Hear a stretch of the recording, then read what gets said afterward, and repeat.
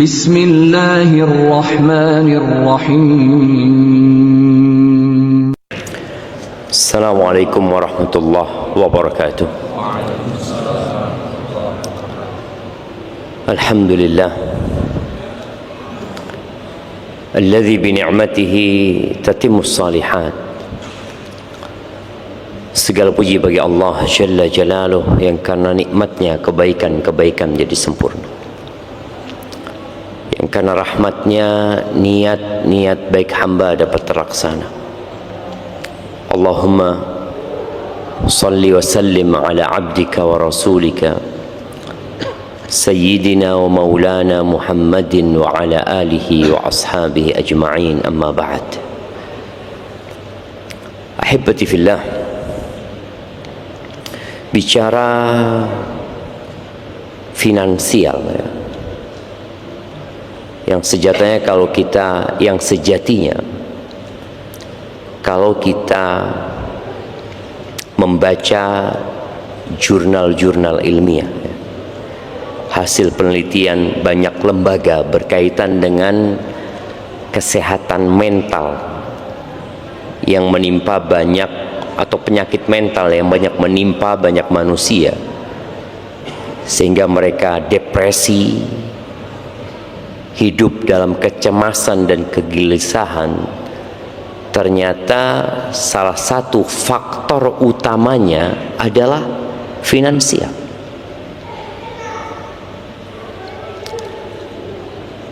Bukan karena nggak punya uang, tapi karena tidak bisa memanage dan mengatur keuangan yang dimilikinya.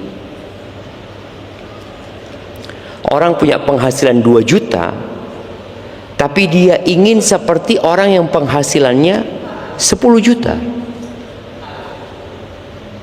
Apa yang dilakukan? Ngutang. Melihat kawannya ganti HP, wajar dia ganti HP. Dia punya penghasilan yang cukup untuk ganti HP tiap 2 bulan, anggap. Ini orang punya penghasilan, kalau dikumpulkan setahun nggak cukup untuk membeli HP tersebut sebenarnya. Makanya para ulama menyebutkan dalam urusan keuangan ini ada 2 hal yang dibutuhkan. Mereka menyebutkan liidaratil amwal, untuk mengatur keuangan itu butuh iradah wa dirayah. Dibutuhkan apa? Iradah wa dirayah. Iradah itu adalah dibutuhkan kemauan. Antum memang mau mengatur keuangan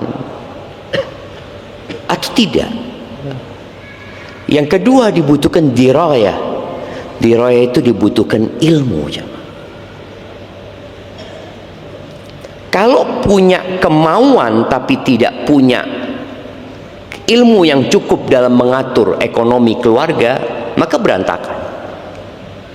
Sebaliknya, kalau punya ilmu tapi nggak punya kemauan, ya sama aja.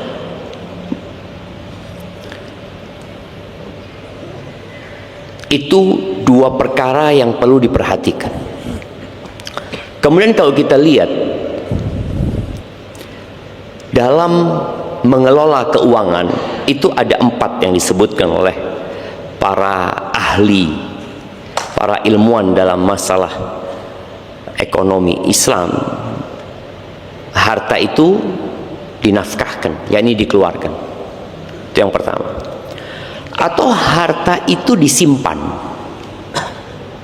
Yang bahasa Arabnya apa? Menyimpan. Al-iddikhar. Ya, menyimpan. Yang ketiga, mengembangkan harta itu. Bahasa Arabnya mungkin ya al-istithmar wa tanmiyah ya.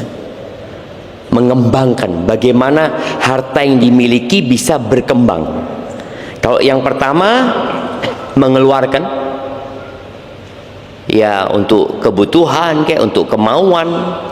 Yang kedua adalah menyimpan harta itu. Yang ketiga mengembangkan. Yang keempat mensodakohkan dalam jalan-jalan kebaikan. Kebanyakan manusia itu yang kemudian depresi, dia fokus di yang pertama, fokus membelanjakan uangnya, dapat dibelanjakan, lah dia simpan, wala dia kembangkan, wala dia sodakohkan. Pokoknya dapat duit dimakan. Dalam urusan makan saja Allah membuat sebuah aturan, kulu washrabu wala tusrifu. Makanlah dan minum, ini kebutuhannya. Kita nggak bicara pakaian sih, kita bicara sebuah kebutuhan yang mau tidak mau manusia harus melakukannya, yaitu makan dan minum. Jadi kalau kita bicara kerja cari duit buat apa sekarang? Buat makan lah.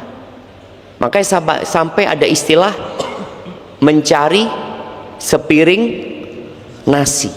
Itu sebuah istilah paten sudah. Nggak ada ceritanya saya bekerja untuk dapat pakaian. Sampai teman-teman yang merantau ke negeri seberang, dia bicara saya merantau untuk mencari sesuap nasi, sepiring nasi, padahal bohong. Dia ingin punya rumah. Kalau sepiring nasi nggak perlu merantau, sisanya buat umroh katanya. Enggak. Jadi tetap kebutuhan inti manusia ketika bekerja adalah kebutuhan perutnya. Dan Allah membuat aturan, kulu washrabu wala tusrifu, makan dan minumlah, jangan berlebih-lebihan. Jadi ada larangan berlebih-lebihan dan ada larangan tabdzir. Wala tubadzir tabdzira. Innal mubadzirina kanu ikhwanas syayatin. Orang-orang yang mubadzir itu saudaranya setan.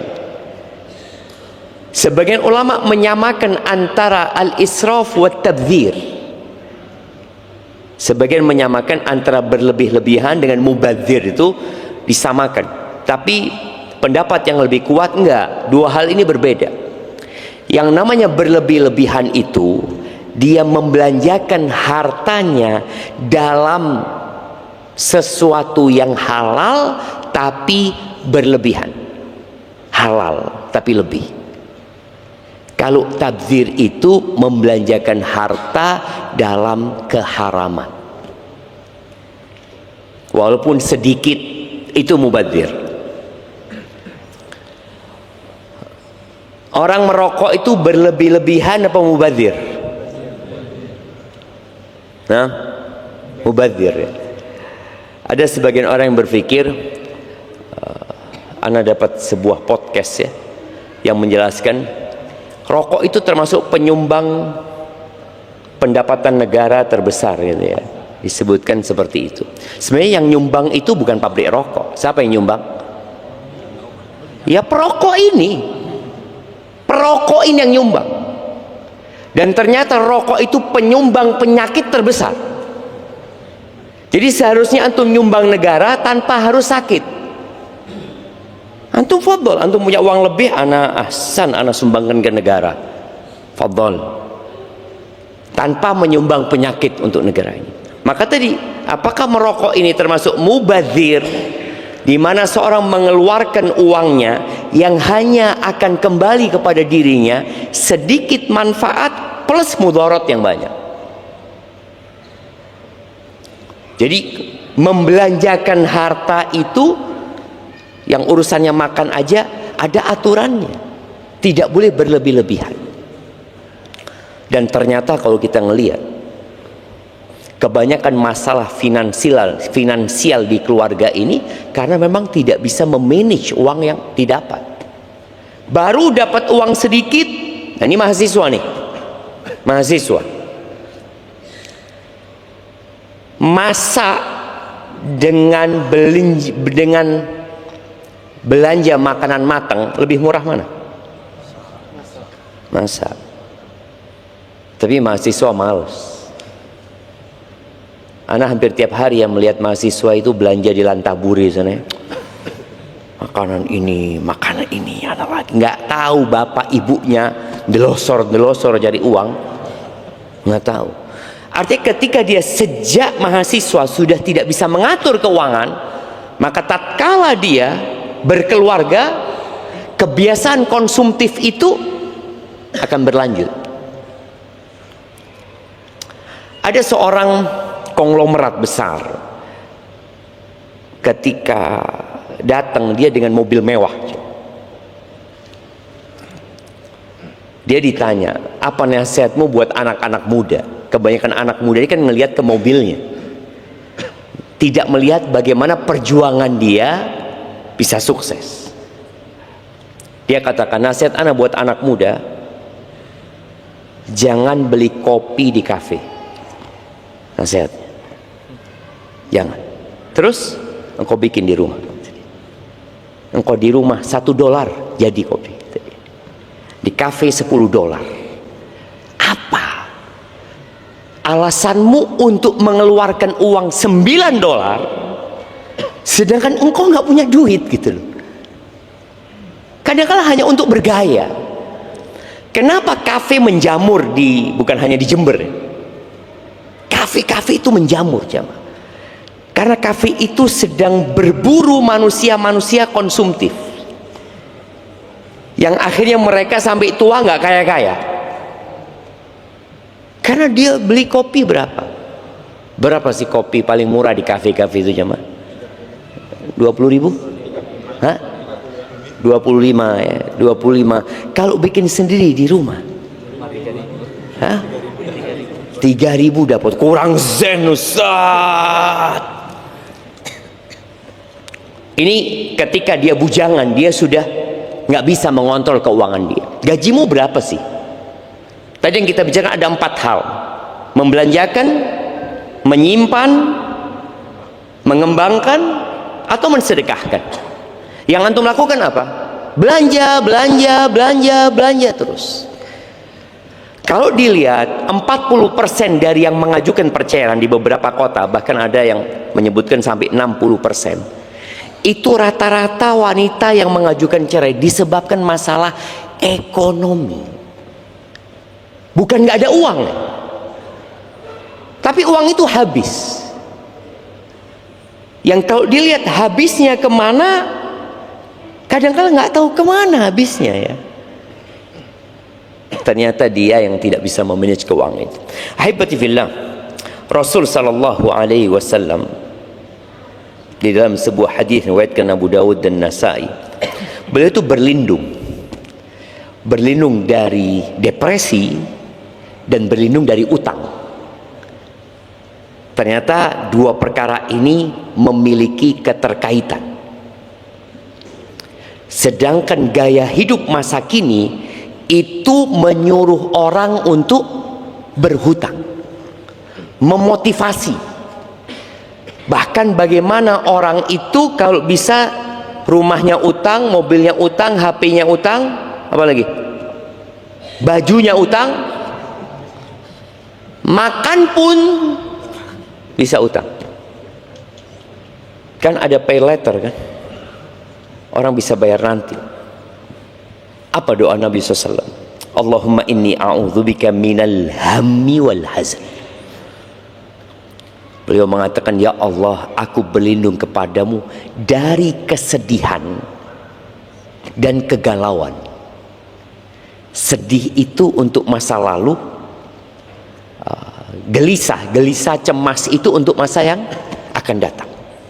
Yang kedua, wa a'udzubika minal ajzi wal kasal. Aku berlindung kepadamu dari kelemahan dan kemalasan. Ajiz wa kasal. Ajiz itu tidak mampu, kasal itu tidak mau. Ajiz itu nggak mampu. Makanya pesan Nabi SAW, la ta'jaz atau la ta'jiz. Kok jangan lemah, jangan bicara aku nggak bisa, aku nggak mampu. Ketika orang sudah mengatakan hal itu, ya udah nggak bisa dia. Sejak awal dia memang nggak mau berusaha. Oh, saya nggak bisa kayak gitu. Ada cerita seorang kawan di Surabaya apa di Malang dia. Dia punya sebuah platform digital berkaitan dengan hitung-hitungannya. Suatu hari dia nyuruh anak buahnya, tolong kamu kerjakan ini. Udah dikasih tahu kisi-kisi yang harus dikerjakan. Kata anak buahnya, maaf saya tidak bisa. Kata bosnya, kamu dipecat hari ini, keluar sudah. Saya nggak mau ada pekerja tidak bisa di kantor saya. Keluar sudah. Dipecat. Nabi SAW berpesan, la ta'jaz. Jangan engkau lemah, anda tidak bisa, saya jangan. Katakan saya akan berusaha. Atas coba kamu kerjakan nih. Siap bos, saya usahakan. Setelah berusaha, berupaya, kemudian mendapati kendala, baru dia sampaikan, maaf bos, saya punya kendala di sini. Bisa kasih solusi? Muslim tuh kayak gitu tuh. Ihris ala ma yanfa'uka wasta'in billah wala ta'jaz. Berupayalah engkau untuk selalu menghasilkan apa yang bermanfaat buat dirimu. Tadi kita bicara, uang itu dikelola, dikembangkan. Apa saja yang kau bisa lakukan dengan uang itu, dengan cara yang halal tentunya. Wasta'in billah, minta tolong sama Allah. Kalau kita bersandar kepada diri kita nggak mampu. Apa sih kemampuan kita? La haula wala quwata illa billah. Nggak ada kemampuan kita, jemaah. Kita makhluk yang lemah. Wa khuliqal insanu dha'ifa. Tapi pesan Nabi, semangatlah, minta tolong sama Allah, jangan lemah. Ini pesan yang dalam sekali, jemaah. Maka Nabi berlindung dari kelemahan dan kemalasan. Kemudian wa a'udzubika minal jubni wal bukhl, dan aku berlindung kepadamu dari sifat pengecut dan dari kebakhilan. Maka tadi antum mulailah bersedekah. Ini mahasiswa, mulailah bersedekah. Jangan pernah berkata, anak ini mahasiswa Ustaz, anak ini pemasukan anak hanya dari orang tua. Dia lupa bahwa ada rizki dari arah yang tidak disangka-sangka. Yang ada dalam benak dia, orang tua. Ainal iman? Wa may yattaqillaha yaj'al lahu makhrajan wa yarzuqhu min haitsu la yahtasib. Barang siapa bertakwa kepada Allah, niscaya Allah akan kasih solusi untuk semua masalah dia. Dan kasih rizki dari arah yang tidak disangka-sangka. Jadi usahakan ketika antum dapat duit, sudah antum atur. Kalau tadi kita bicara ada 4 hal, membelanjakan, menyimpan, mengembangkan, atau mensedekahkan. Anak kayaknya yang kedua, ketiga nggak bisa Ustaz. Oke, berarti belanja sama sedekah. Kalau sedekah Ustaz, ya sayang Ustaz. La hibbati fillah. Setiap pagi, ya ini untuk semua yang punya masalah finansial ya, di keluarganya, yang permasalahan itu akan menyebabkan kegalauan, kecemasan, depresi, yang dari depresi itu akan menyebabkan hubungan antara suami istri jadi sering tersulut emosi, maka banyakin sedekah. Tiap pagi ada malaikat yang turun. 2, doanya apa? Allahumma a'ti munfiqan khalafan. Ya Allah, berikan kepada orang yang rajin berinfak ganti. Wa a'ti mumsikan talafan, berikan kepada orang yang bakhil kehancuran di hartanya. Ketika sebuah keluarga sulit ekonominya, tapi ternyata dia sibuk belanja, konsumtif dia, belanja terus. Sedekah enggak, dia mengatakan belum bisa sedekah. Engkau bisa seharusnya yang kau makan hari ini kau sedekahkan. Terus anak gimana? Puasa. Kita kadang-kala mencari solusi itu hanya dengan bekerja.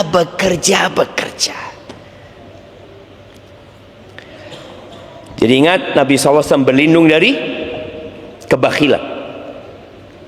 Karena kebakhilan ini juga orang yang bakhil biasanya akan depresi. Karena dia takut uangnya habis. Nanti bagaimana kalau uangnya habis, padahal Allah janji akan kasih ganti. Kemudian yang terakhir, beliau berlindung dari min ghalabatid dain wa qahrir rijal. Dari terlilit hutang dan ditindas oleh debt collector, ditindas oleh laki-laki. Beliau berlindung dari itu. Jadi memang masalah keuangan, masalah finansial itu masalah yang dahsyat sekali. Ada orang yang bunuh diri gara-gara masalah uang. Ada orang yang membunuh gara-gara uang. Ada orang-orang yang dibunuh gara-gara finansial. Dan ada orang-orang yang bercerai dan itu banyak karena masalah finansial. Jadi berlindunglah dari hutang. Kemudian kalau disebutkan kenapa masalah finansial menjadi pemicu utama dari perceraian, karena adanya suami-suami yang mengecewakan. Suami-suami yang mengecewakan. Ada satu janda anak 3, ditanya, kenapa engkau cerai? Suamiku udah gajinya sedikit dipakai main judi online, habis. Ketika habis yang ada marah-marah sama istrinya. Oh tenang, pinjol. Bayangin. Dan memang tadi ada usaha masif bagaimana orang pinjem uang. Karena ada orang yang punya uang nggak mau rugi. Apa yang dia lakukan? Bagaimana uang itu berbunga. Nah, tadi ada suami-suami yang mengecewakan istrinya, pinjol. Atau ketika dia dapat duit, dia makan di warung. Ya kan halal Ustaz. Loh ya memang halal kau makan di warung. Tapi kalau engkau makan di warung 25.000, di rumah cuma 7.000. Tadi kita bicarakan adanya kemampuan, adanya kemauan dan ilmu yang dia miliki. Ada orang yang nggak mau sukses. Dia hanya bisa tadi makan. Duit dihabiskan, nggak pernah berkembang duit dia. Yang ada habis saja.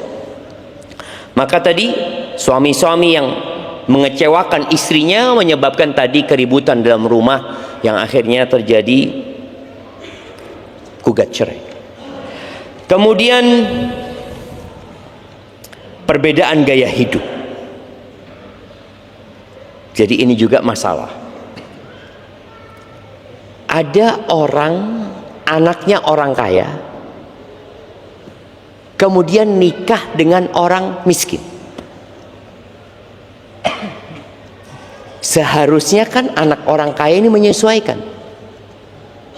atau yang miskin menyesuaikan dengan yang kaya? Hah? Kalau yang miskin menyesuaikan dengan yang kaya, dia nggak mampu. Yang ada tadi, dia akan terlilit hutang dan terakhir ditinggal juga sama istri. Maka antum yang menikah dengan anak orang kaya, antum harus fair. Antum jelaskan kepada mereka ketika antum melamar mau seperti itu, katakan mobil ini sewa. Antum katakan, berani antum ngomong itu, sewa. Karena supaya nggak dikira, mobilnya Zenik, Insya Allah. Karena nggak tahu sewa dia. Ketika dia tidak menjelaskan itu, pihak keluarga perempuan menerima dengan bayangan akan hidup senang putrinya. Tapi ternyata sarapan telur ceplok. Wallah nikmat telur ceplok itu jamaah. Asalkan antum tidak memandang yang sarapannya sarang burung. Iya. Telur sama nasi itu anget-anget ya. Kasih kecap dikit sama bawang goreng. Aduh zen. Tapi kenapa jadi tidak zen? Karena antum memandang kepada yang sebelumnya. Ini anaknya orang kaya, telur sama ceplok. Dia apa? Anak biasa sarapan itu, masa sarapan steak ya mah? Makan malam lah steak ya mah. Apa sarapan yang mahal-mahal itu ya mah? Nggak tahu lah, mungkin yang mahal-mahal ada. Anak biasanya salmon setengah mateng. Oh, di sini iwak water ya mah. Tapi tadi gaya hidup yang berbeda. Makanya kenapa menikah itu harus kufu ya? Supaya tidak terjadi keributan, supaya pasangan hidup antum menerima anak seperti ini gitu. Sehingga ketika istri antum masuk, ini rumah kontrakan, bukan rumah anak. Oke, siap gitu. Dan kamar mandinya nggak ada di sini, numpang di masjid. Umpamanya, lo antum bayangin ya, orang dulu itu rumahnya nggak ada kamar mandinya, jamaah. Lo iya. Ana masih ingat di pondok itu, waktu mondok di Bondoso itu pagi biasanya kita lari ya, setelah lari berenangnya di sungai. Kadangkala kita lari di pematang sawah, itu sering kaki ini terjebak dalam kotoran manusia. Iya, ada orang-orang nggak ada toiletnya. Mungkin di sungai itu ada, seperti itu ada di masyarakat. Makanya ketika orang dari awal sudah mau menerima ini kondisiku, maka ini berdampak, ini juga masalah atau akar permasalahannya ketika seorang memilih pasangan lupa dengan agamanya. Antum nikah sama anak orang kaya, kalau dia qanaah zen, nggak ada urusan. Antum ketika sampaikan kepada dia, anak nggak punya rumah, anak ngontrak rumah. Terus ya, anak gaji UMR. Berapa UMR Jember? 2,4. Iya. 24 ya. Hah? 24. Anak gaji 24. Seperti itu. Terus anak masih ngasih orang tua 700 sebulan. Jadi anak punya uang hanya segitu. Artinya kalau anti mau nerima anak, fadhal. Harapan anak menikah sama anti, rizki anak tambah banyak. Boleh kan? Di antara pembuka pintu rizki adalah menikah umpamanya. Jadi ingat, gaya hidup ini perlu disamakan. Kalau enggak, ya sudah akan terjadi keributan ya. Kemudian di antara yang menyebabkan perceraian gara-gara finansial ini, ada pihak ketiga yang ngompori. Boleh jadi pihak ketiga itu mertua. Boleh jadi. Ngomong sama anaknya, nak, kesian kok nak, ayu-ayu kayak gitu, dapat suami udah pas-pasan wajahnya, pas-pasan fulusnya. Akhirnya sang istri akan berontak. Kita lihat bagaimana Nabi Muhammad SAW ya, menjaga rumah tangga putrinya di saat kondisi ekonomi sulit. Fatimah itu menikah dengan Ali bin Abi Thalib, wa Aliun miskin. Ali nggak punya apa-apa. Maharnya baju besi, udah dijadikan mahar. Tinggal di rumah sebelahan sama rumahnya Nabi SAW. Anda nggak tahu rumah itu apakah rumahnya Ali, karena rumah itu disebut rumahnya Fatimah memang. Itu rumahnya Fatimah. Artinya sebelum menikah dengan Ali memang tinggal di sana. Tapi wallahu a'lam kalau itu rumah yang membangun Ali bin Abi Thalib radhiyallahu taala anhu. Ali kesian sama istrinya. Istrinya ini putrinya Nabi SAW. Bagaimana kalau dia mau masak roti, Ali tidak bisa beli tepung karena harga tepung mahal. Ini tadi kita bicara bagaimana mengelola keuangannya. Ali tahu dia nggak mampu beli tepung, maka yang dia beli apa? Gandum. Terus siapa yang akan membuat gandum ini menjadi tepung? Istrinya. Karena memang uangnya nggak cukup tadi. Sebagian kita enggak. Memang dia beli nasi, engkau beli beras lah seharusnya. Beli lauk, engkau jangan beli lauk, masak lauk gitu. Ali bin Abi Thalib tahu diri, dan Fatimah menerima. Jadi Fatimah itu sudah punya anak masih kecil, masih bayi, Hasan. Belum selesai 4 bulan sudah kesundulan, punya hamil lagi Husain ya. Fatimah itu yang giling gandum itu jemaah. Jadi mau makan itu prosesnya panjang. Kalau sekarang kan kita dengan punya uang kita bisa langsung beli. Ini prosesnya panjang, enggak? Dia enggak beli. Maka prosesnya dia beli gandum, kemudian digiling ya sampai menjadi tepung. Setelah menjadi tepung dijadikan adonan. Ngadon itu juga jemaah, tangannya harus kerja jemaah. Dan Fatimah nggak punya pembantu, sampai kasar tangannya Fatimah. Ali bin Abi Thalib tahu dia nggak mampu, maka Ali bagaimana menurunkan dirinya.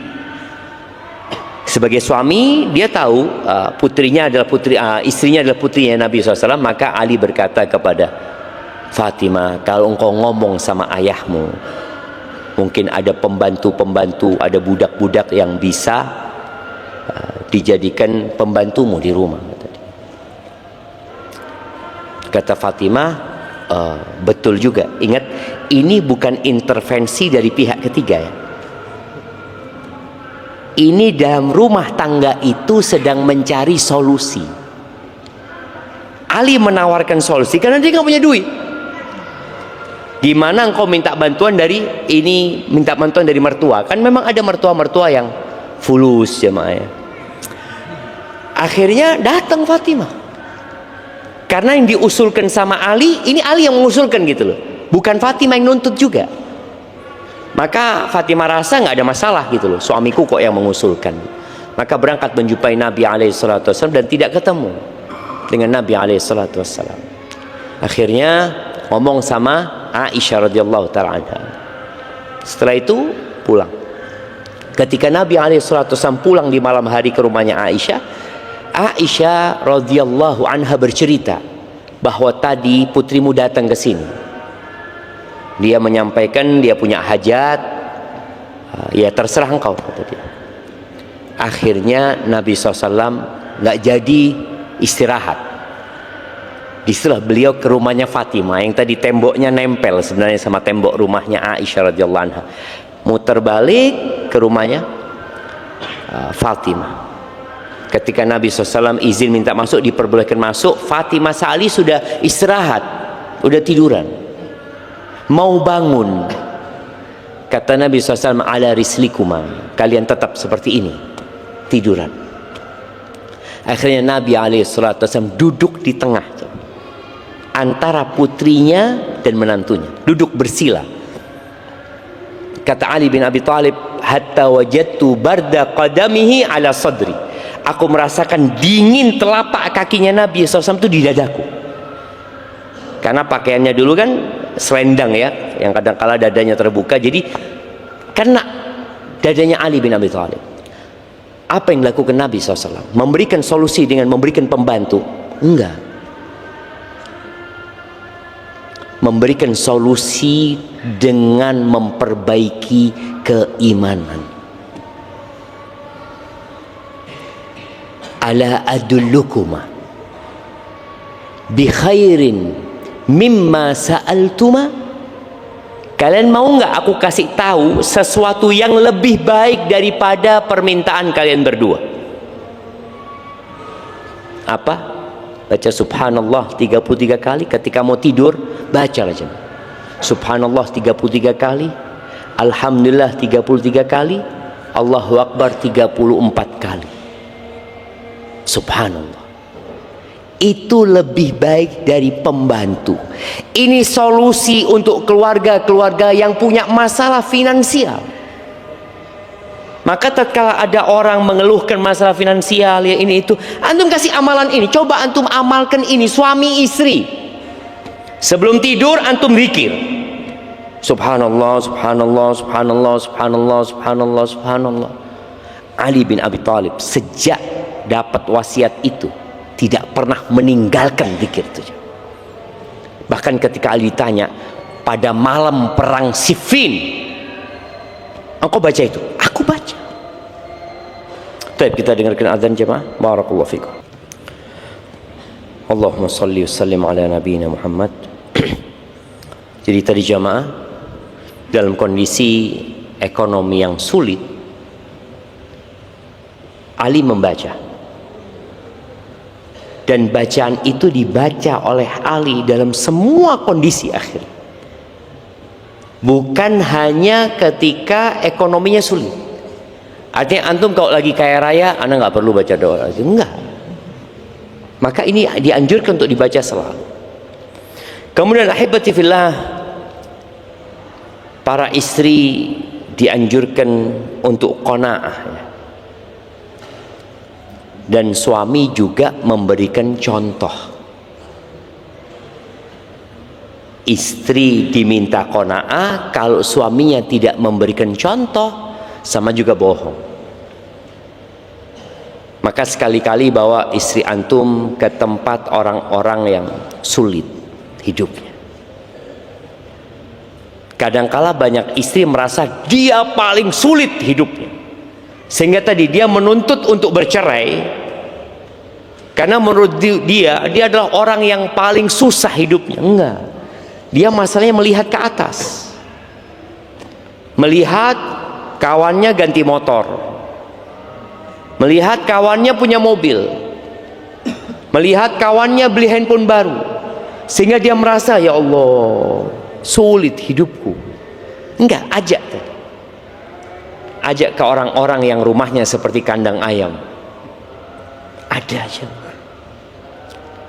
Ajak ke rumah orang-orang yang masih tanah lantainya, dan di kamar itu semuanya, dapurnya di situ, kasurnya di situ, sudah tua renta juga dia, supaya dia bisa mensyukuri nikmat yang Allah berikan.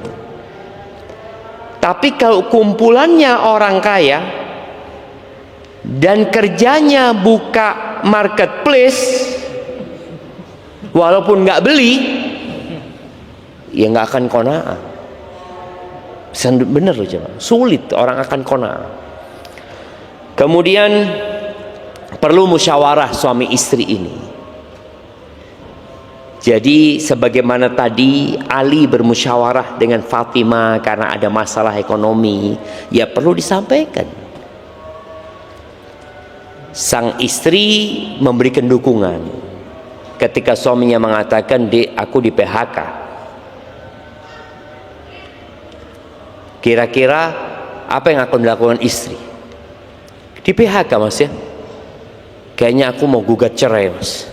Loh, baru di PHK, ini istri mau gugat cerai. Maka istri yang soleha mengatakan, dia udah takdirnya Allah mas, kita punya Allah yang ngasih rezeki kita, bukan tempat kerjanya mas. Dikuatkan hati suami. Jangan kemudian suami ini bohong. Dia padahal di PHK ya, akhirnya dia utang sana utang sini. Sang istri berpikiran suaminya tetap kerja. Enggak, kau terus terang, karena masalah ini ada pengurangan ini, ya dari terserah engkau. Kalau engkau masih mau mendampingi aku dan itu harapanku gitu, insyaallah Allah kasih rezeki. Ahibati fillah, kemudian pentingnya suami istri ini mengatur skala prioritas ya. Ada kemauan, ada kebutuhan. Mahasiswa nih butuh baju berapa sih? Antum butuh baju berapa? 5, kebanyakan lah. Butuh baju berapa sih? Orang itu 2. Kalau bicara kebutuhan 2, apalagi STDI ada seragam wajib, nggak ada. Antum kalau pakai baju warna hitam sama coklat terus aman, gak ada masalah. Dua, satu untuk dipakai, satu untuk ganti. Ini kalau bicara kebutuhan. Tapi kalau kemauan nggak ada batasan. Apalagi perempuan, kebanyakan baju itu dibuat untuk siapa? Laki-laki apa perempuan? Perempuan, laki-laki juga sama. Kita lihat di masjid ini, hampir tidak ada yang sama bajunya.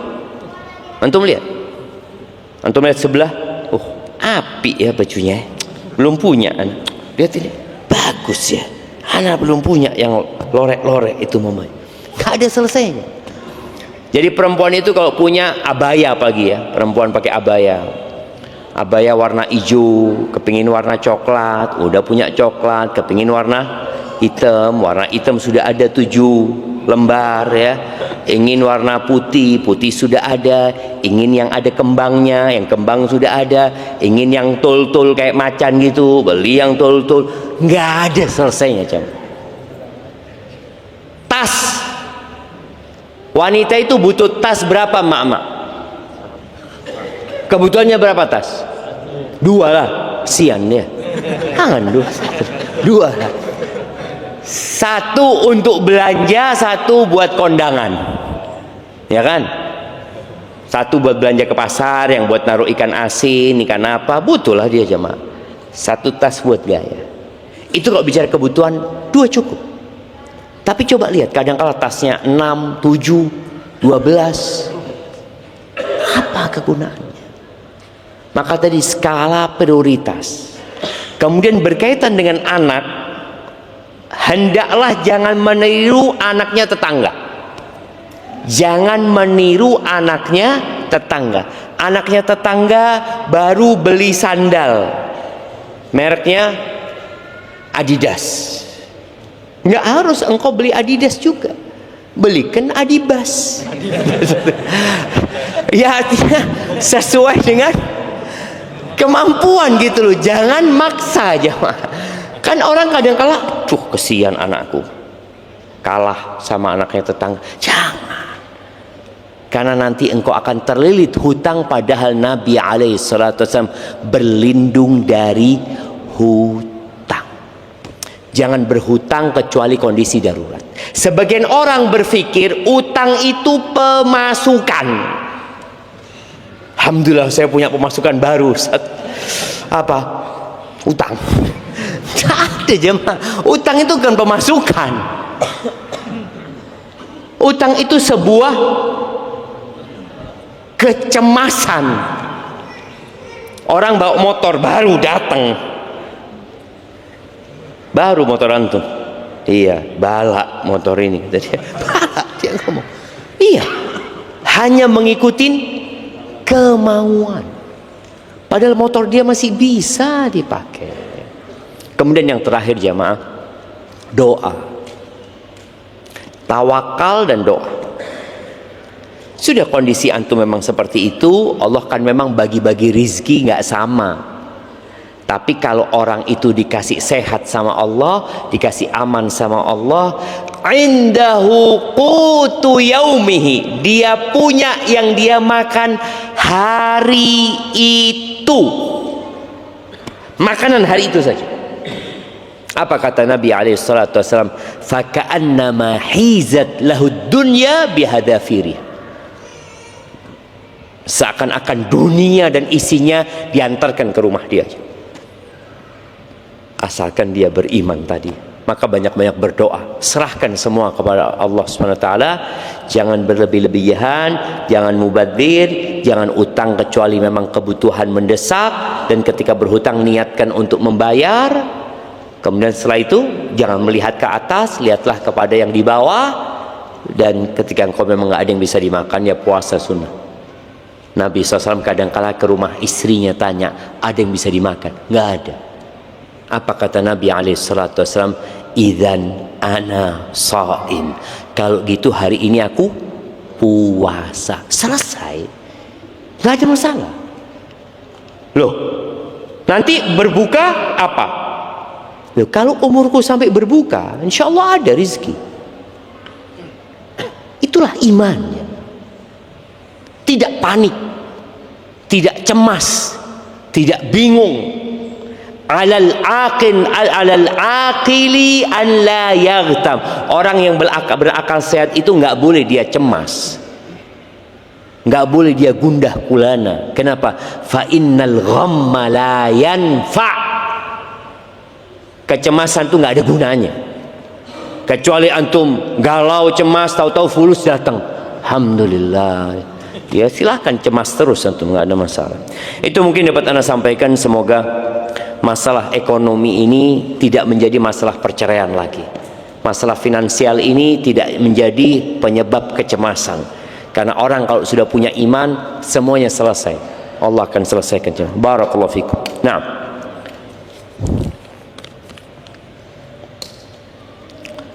bismillah Ustaz, apa hukumnya seorang muslim bercita-cita jadi orang kaya? Coba angkat tangan yang cita-citanya mau jadi orang miskin.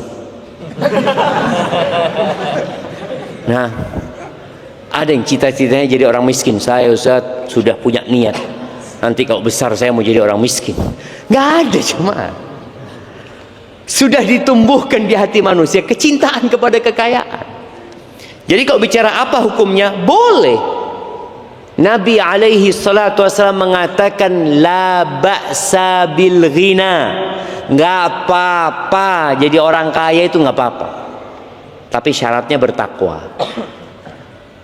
Soalnya kalau antum kaya nggak bertakwa, maksiat pasti.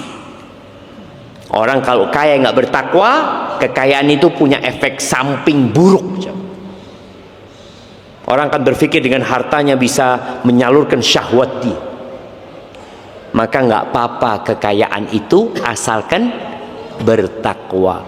Walakinna sihhata khairun minal ghina liman ittaqa. Tapi kata Nabi SAW, kesehatan itu lebih baik daripada kekayaan. Jadi kalau mau cita-cita itu, cita-citalah jadi orang sehat yang bertakwa dan kaya. Apa gunanya antum kaya tapi tidak sehat? Saya ini Zat, pada waktu sehat tidak sukses, ketika sukses sakit-sakitan. Kalau dikasih pilihan antum, punya kekayaan 1 triliun tapi stroke, dengan tidak punya apa-apa tapi sehat. Yang ketiga, saya nggak ada jemaah. Kita itu maunya kita, tapi takdirnya Allah nggak kayak gitu.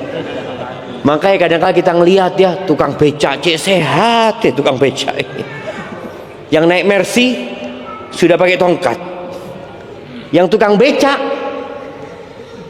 sehat. Mau nggak tukang Mercy itu ditukar sama kesehatannya tukang becak ini? Mau nggak jam? Mau jam. Mau. Makanya tadi yang cita-citanya kekayaan, banyak manusia itu menggunakan kesehatannya untuk mencari harta, tapi pada akhirnya dia menggunakan hartanya untuk mencari sehat.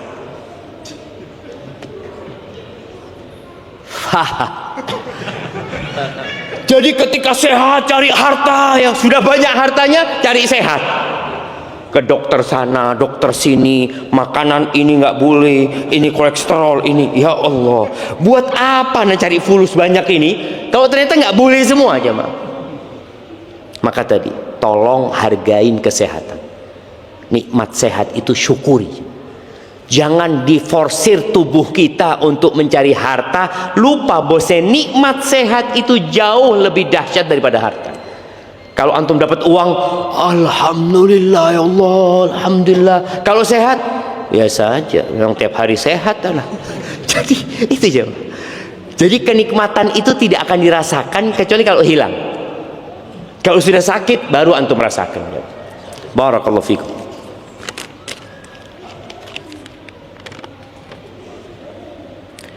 Ustaz, bagaimana dengan semua suami, yang semua uangnya dikasihkan ke istri, lalu si suami tidak pegang uang sama sekali, kalau pengen beli-beli selalu minta istri, Apakah aku istri yang tidak perhatian soal finansial suami? Apakah, tunggu jemaah, kok nggak paham ini? Apakah aku istri yang tidak perhatian soal finansial suami? Apa gitu? Coba apa ini? Nah,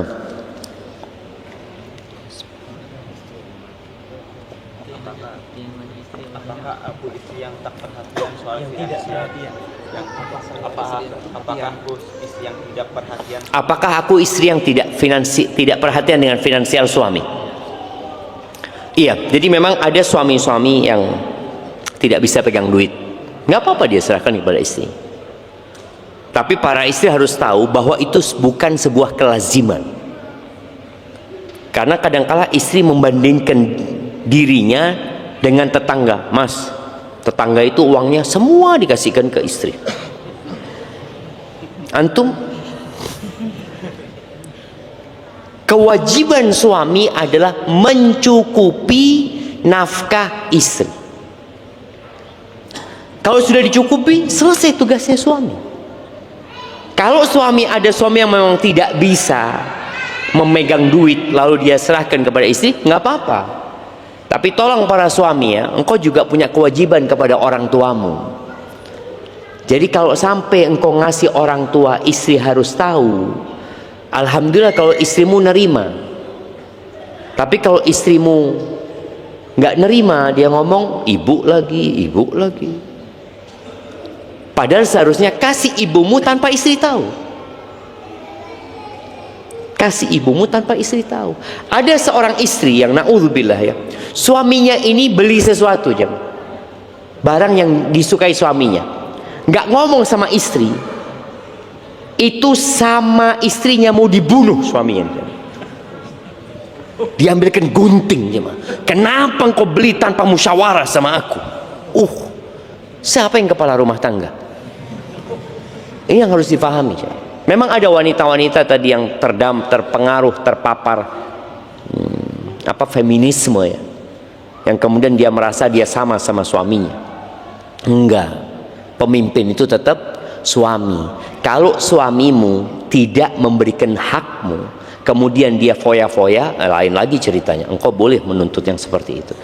Jadi tadi kalau memang sang suami menitipkan uangnya, nggak apa-apa kalau itu kemauan suami. Tapi tolong jangan sampai kemudian lupa dengan kewajiban-kewajiban dia kepada orang tua, kepada orang lain. Mungkin adiknya ada yang butuh bantuan ya. Barakallahu fikum. Saya mau bertanya tentang mahasiswa yang berperilaku konsumtif. Saya memiliki teman di dalam seminggu bisa habis jajan dan lain-lain hingga 500.000. Dia masih meminta uang dari orang tuanya. Pertanyaan saya, apa hukumnya saat dia berperilaku konsumtif, namun bisa bertanggung jawab mencari uang kembali saat uang yang diberi orang tuanya telah habis? Dia mampu mencari uang kembali. Mencari uang kembali apa minta sama orang tuanya? Pinjam. Taibah. Jadi kalau bicara konsumtif tadi udah dibicarakan. Aturannya kulu washrabu wala tusrifu. Makan dan minumlah jangan berlebih-lebihan. Ingat, berlebih-lebihan itu tergantung pemasukan. Jadi nggak sama. Anak ingat seorang yang berbuka sama kita di Masjid Nabawi, tahu-tahu keluar dari masjid jamnya hilang. Ramadan itu. Anak masih mahasiswa waktu itu. Kita tanya, harga berapa jamnya? Enggak lah, murah lah Ustaz, kata dia. Berapa bang? 200 juta aja. Murah dia ngomong. Dia punya pelabuhan di Balikpapan, Kalimantan Selatan. Sehari penghasilannya 500 juta. Berarti 200 juta? Nggak sampai setengah hari ya. Apakah dikatakan dia berlebih-lebihan? Enggak. Long dia memang penghasilannya banyak. Jadi berlebih-lebihan itu tergantung dengan penghasilannya antum. Umpamanya tadi ada orang kaya beli mobil Mercy umpamanya, wajar lah. Dia punya uang ya. Ada orang nggak punya tapi maksa. Akhirnya dia hutang sana hutang sini, ini berlebih-lebihan. Akhirnya bicara umroh sekarang ini banyak menawarkan umroh dengan hutang. Boleh aja, tapi ingat dengan sabda Nabi SAW, la tukhifu anfusakum ba'da amniha. Jangan kalian meneror diri kalian sendiri setelah Allah kasih keamanan kepada kalian. Para sahabat bertanya, kaifa ya Rasulullah, gimana kita meneror diri kita sendiri? Biddain, dengan utang. Walaupun buat umroh, walaupun buat haji, utang tetap utang. Tapi sekarang travel ini namanya travel itu cari fulus ya Maya. Ya fadol. Cuma kita yang harus jadi orang yang tadi yang cerdas. Ketika engkau nggak mampu, jangan. Engkau nggak wajib gitu coba. Nggak wajib. Maka tadi kalau dia dikatakan dia konsumtif tadi, apakah dia termasuk berlebih-lebihan? Boleh jadi. Ya. Maka jangan. Ada anak-anak yang akalnya tidak jangkep ya. Maka Allah Azza wa Jalla mengatakan, wala tu'tus sufaha amwalakum allati ja'alallahu lakum qiyaman. Harta itu tonggak kehidupan. Kalian jangan berikan kepada anak-anak yang bodoh tadi, yang nggak tahu bahwasanya nyari uang ini gampang apa sulit ya, nah, cari uang, dia kan berkata kan, cari uang lagi. Iya, tapi cari uang lagi ruwet gitu. Maka dia akhirnya masuk berlebih-lebihan, walaupun dia halal tapi berlebih-lebihan nantinya gitu. Seperti itu. Apakah hukumnya tentang anak yang tidak mematuhi perkataan orang tuanya karena kesihan? Contoh, orang tua lebih mengasihi uang saku dan menyuruh untuk tidak menabung dan berhemat. Namun anaknya tidak menuruti karena tidak ingin berperilaku konsumtif dan belajar untuk menahan nafsu sesaat. Apakah dosa jika begitu? Enggak dosa. Orang tuanya itu takut ya. Yang dikhawatirkan orang tua ini, antum ngirit akhirnya nggak makan sampai kurus pulang gitu. Ya, itu yang dikhawatirkan orang tua sebenarnya. Jadi itu insya Allah orang tua ingin antum makan sehat ya. Antum tinggal tadi, anak makan sehat tapi anak masak. Orang tua ngomong, nggak usah masak nak, fokus belajar, nggak usah mikir, beli saja. Kalau memang dia fokus belajar nggak apa-apa. Ini enggak, sore main bola, malam nongkrong. Berarti dia nggak fokus belajar. Lebih baik kau masak daripada kemudian engkau beli di luar tapi engkau nggak fokus belajar. Ustadz, mohon nasihatnya untuk seorang ibu yang berjuang mendampingi pendidikan anak-anaknya dikarenakan suami lebih sibuk di luar. Terkadang terasa sedih. Namun jika tidak ada yang mengalah mendampingi anak-anak, maka kasihan waktu emas untuk pendidikan tidak maksimal. Adakah kisah ulama salaf yang mendidik 100% ibunya? Karena anak kami laki-laki, sehingga harus sering dipantau saat di luar rumah. Usianya yang masih kecil, SD, sehingga harus sering diantar untuk ke masjid dan belajar di masjid. Karena jika belajar di rumah, anaknya kurang semangat. Mohon nasihatnya agar istiqomah Ustaz. Barakallahu fikum. Iya, ini contoh istri yang soleh aja. Dia tidak menyalahkan suami, tapi dia berusaha untuk mencari solusi untuk permasalahannya. Ada wanita-wanita yang hidupnya dihabiskan untuk mengeluh. Mengeluh, suamiku kayak gini, ini bapaknya anak-anak ini jarang pulang bapaknya merantau. Mengeluh. Apakah mengeluh menyelesaikan masalah? Enggak, hanya akan menjadi beban baru buat dia. Si ibu ini enggak. Ya sudah, ketika suaminya tidak bisa maksimal, dia maksimalkan. Dan kalau kepingin tahu, ini kan kepingin cerita dari salafus saleh, ketahuilah ya, sahabat-sahabat Nabi itu kadangkala mereka kalau perang sampai 6 bulan ya. Sang anak nggak ketemu sama bapak, walau ngelihat bapak. Seperti yang kemarin kita ceritakan, Umar bin Khattab awalnya lebih dari 6 bulan. Setelah itu setiap 6 bulan suruh 4 atau 6 bulan suruh balik. Ini menunjukkan bahwa anak-anak itu jarang ketemu sama bapaknya.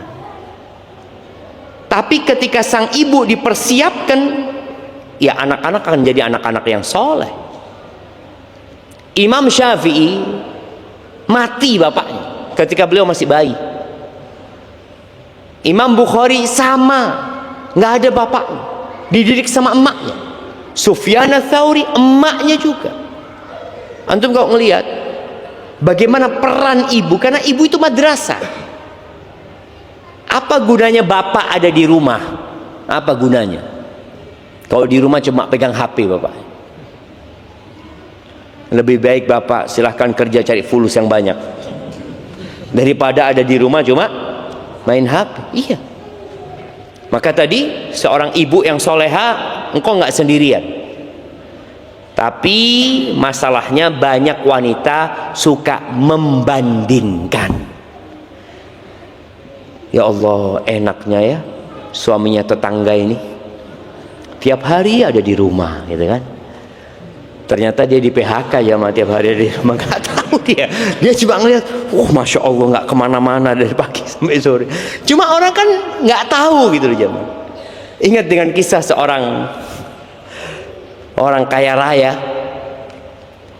yang namanya orang kaya itu sibuk kadang-kadang macam rapat ini, meeting lagi itu, kadang-kadang ketemu sama keluarga sebentar, liburan. Akhirnya istrinya ngomong, bang, tuh lihat bang, suaminya tetangga bang, ya Allah selalu ada di rumahnya bang. Tetangga yang mana? Itu yang depan rumah, kata dia. Oke siap, kata dia. Ditelepon sama suaminya, tetangganya, dipanggil ke kantornya, dikasih pekerjaan untuk kirim sana kirim sini, nggak pernah pulang jemaah. Akhirnya tanyalah suami, gimana suaminya tetangga? Kata dia, nggak tahu bang, jarang pulang sekarang. Ternyata suaminya yang mempekerjakan dia itu di rumah karena nggak ada kerjaan tadi. Kalau ditawari kerjaan fulus ya mau dia. Siapa yang nggak mau sama fulus ya bang? Maka tadi jangan suka membandingkan suamimu dengan suami ya udah. Dan Allah memberikan ujian kepada setiap manusia sesuai dengan kemampuan. Kalau ada wanita-wanita yang suaminya selalu ada, berarti memang dia butuh sama suami untuk membesarkan anak-anak. Tapi kalau ada wanita-wanita yang ditinggal suaminya, dia tetap bisa bekerja, mendidik anak-anaknya, memang dia kemampuannya itu. Tapi pertanyaan terakhir jemaah, waduh panjang sekali pertanyaan terakhir. Ana menikah sekitar hampir 5 tahun, janda dan duda. Tapi kami berjauhan, beda kabupaten. Suami tinggal bersama ibu dan adiknya dengan alasan bakti kepada orang tua. Awal pernikahan sudah perjanjian suami mau ikut tinggal bersama Ana, karena Ana bekerja untuk biaya anak-anak. Suami belum bisa memberikan nafkah yang layak di bawah UMK Jember. Di sisi lain ada masalah, suami selain belum bisa memberi nafkah layak, juga tidak memberikan nafkah batin. Ditambah masalah dengan adanya namimah dari mak comblang kami yang seorang janda. Si janda mengadu domba Ana dengan suami, sehingga suami kurang peduli kepada Ana, baik nafkah lahir maupun batin. Bagaimana menyikapi hal ini Ustaz? Jazakallahu khairan, barakallahu fikum. Bagaimana jemaah? Ya Allah ya Rabbi, itu masalah orang macam-macam jemaah. Iya, nasihat Ana, ada hal-hal yang bisa diputuskan dengan musyawarah. Dan terkadang kalau butuh mediasi, ya mediasi. Masalahnya apa? Kalau tadi dikatakan memang suamimu punya masalah, nggak bisa ngasih nafkah. Secara finansial dia nggak mampu. Tapi kalau engkau mau bantu, tadi ada negosiasi, udahlah engkau ikut aku, kan janjinya. Dan ingat ya, para laki-laki ini, tidak ada perjanjian yang lebih harus dipenuhi daripada perjanjian yang berkaitan dengan pernikahan. Kalau di awal sudah melakukan perjanjian sebelum pernikahan, sang suami ikut sama istrinya, maka harus ikut. Kalau tidak, sang istri punya hak untuk membatalkan pernikahan ketika perjanjian itu tidak dipenuhi. Tapi ana rasa masalahnya masih bisa diselesaikan tadi. Mungkin nanti perlu duduk sama suami, kalau butuh orang lain, datangkan orang lain yang bijak ya. Sekarang masalahnya apa sih? Kalau tadi dikatakan berjauhan, kalau memang tetap sang suami mau sama orang tuanya, ya terserah anti. Kalau anti menerima, ahlan wa sahlan. Tapi mungkin meminta suami untuk datang setiap berapa waktu sekali ya, adalah hal-hal yang bisa dimusyawarahkan. Jangan kemudian harus berpikir berpisah sama suami ya. Barakallahu fiik. Itu yang dapat ana sampaikan, kurang lebihnya mohon maaf. Subhanakallahumma wa bihamdika asyhadu an la ilaha illa anta astaghfiruka wa atubu ilaik. Wassalamualaikum warahmatullahi wabarakatuh.